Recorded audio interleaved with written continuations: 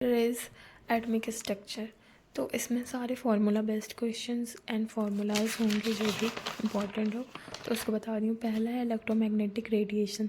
तो सी equal to जो होता है वो क्या होता है, लैम्डा बाई म्यू हो जाता है। Lambda is wavelength and the frequency, और wavelength is equal to 1/λ। Okay, electromagnetic spectrums में कैसे बोलते हैं, जैसे इसका एक ट्रिक होता है, क्लासिकल गाड़ी XUV in my range. Classical से cosmic, gamma rays, X ray, UV ray, visual ray, infra, micro and radio wave. तो क्या होता है कि फ्रिक्वेंसी जो होती है वो डिक्रीज होती है एंड वेवलेंथ इंक्रीज होगी, लेफ्ट टू राइट जाएंगे तो। ठीक है, ये क्वेश्चन है। प्लैंक क्वांटम थ्योरी का हो जाएगा। सबसे बेस्ट है कि ये याद रख लो, E=N 12,400 by wavelength in angstrom and eV हो जाएगा इसका। ठीक है, अगर हम लोग को ईवी में जूल, अगर ईवी को जूल में लिखना होगा हम लोग को तो इंटू करेंगे, एंड जूल को ईवी में जाना होगा तो डिवाइड कर देंगे। ये कुछ क्वेश्चंस हैं इसके। एंड दूसरा है Bohr's theory for one electron system. ठीक है, और orbit angular momentum is equal to MVR is equal to NH 2π हो जाएगा। Radius is equal to 0.53 n²/z। Angstrom में वेलोसिटी होता है 2.18 × 10⁻⁶ Z/n metre per second. Total energy equal to होती है -13.6 Z²/n²। EV पर एटम्स का total energy equal to minus kinetic energy और potential energy by 2 हो जाएगा। ओके, अब कह रहा है कि टाइम पीरियड क्या होती है। Time period equal to N³/Z², और फ्रीक्वेंसी टाइम पीरियड का उल्टा होता है। आयनाइजेशन एनर्जी अगर लिख दिया क्वेश्चन में निकालने के लिए तो +13.6 Z² EV एटम।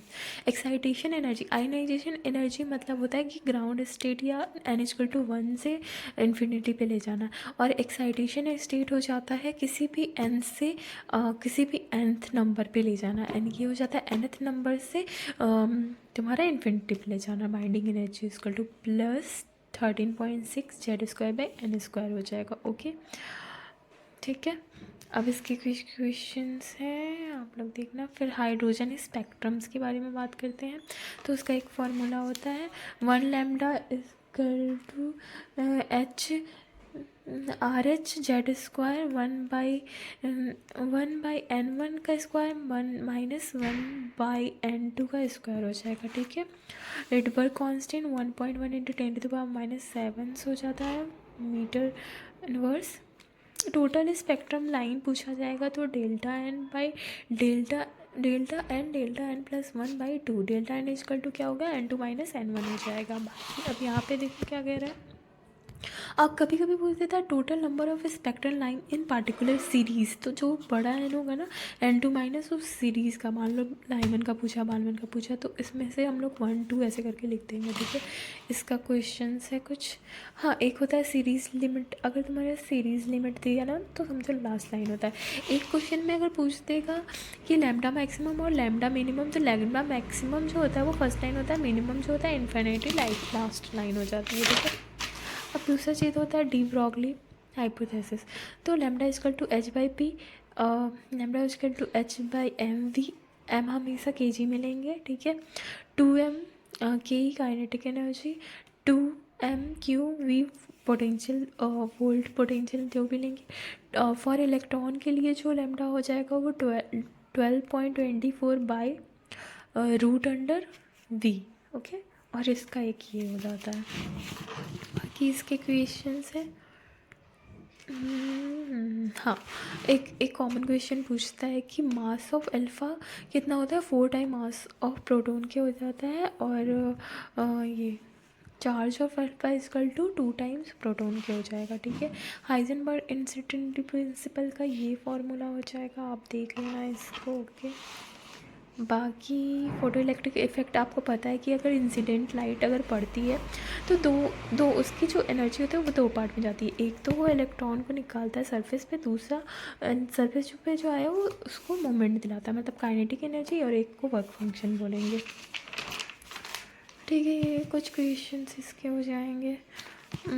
थोड़ा हाँ, क्वांटम क्वांटम नंबर बहुत इंपॉर्टेंट है, याद करना। Principal quantum number describe the shell और ऑर्बिट ऑफ एनर्जी लेवल्स हो जाएगा। अगर ऑर्बिट एंगुलर मोमेंटम पूछ दिया MVR n/nh 2π हो जाएगा। टोटल ऑर्बिट अगर क्वांटम नंबर का पूछा n का तो n² हो जाएगा, और इलेक्ट्रॉन पूछा तो 2n² हो जाएगा। अजीमुथल का भी यही होता है, सबसे सब ऑर्बिटल सबको दिखाई करता है। L इक्वल टू क्या होता है 0 to 1 - n हो जाती है इसकी वैल्यू। अगर इसका ऑर्बिटल एंगुलर मोमेंटम पूछा हुआ तो L+1 h/2π हो जाएगा।